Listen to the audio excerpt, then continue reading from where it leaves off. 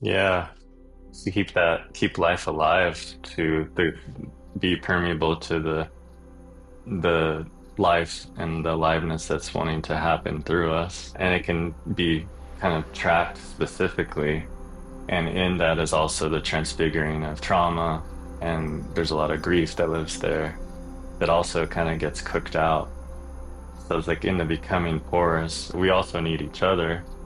We also need the village to hold one another, to grieve, to praise, to meet those less pleasant things that we go through.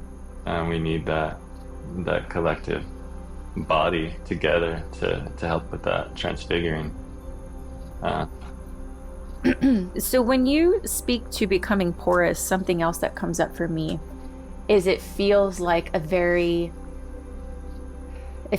activism in a way. And that activism, which you've brought up in conversation, but this activism feels like a push against the very Descartes concept and understanding of nature, that nature is to be dominated and controlled and wrangled.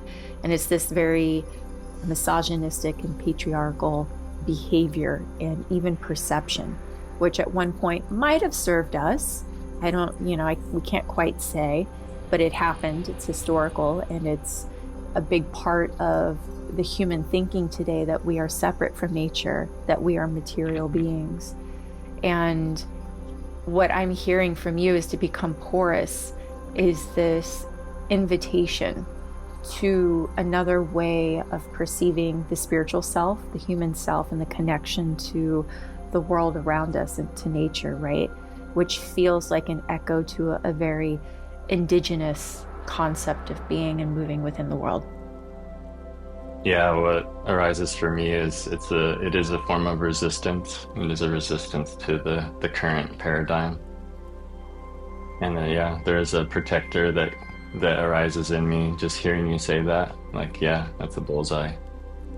And that being receptive is a counter force to the mistreatment of Mother Earth, of the hypnosis of capitalism and colonization, and that Earth is this kind of dead thing that we use.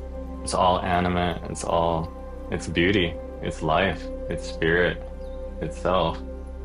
And so it's back to honor, it's back to listening, reverence. Yeah. Being in receptivity is honoring all the life that's already been given. Mhm. And there's responsibility there.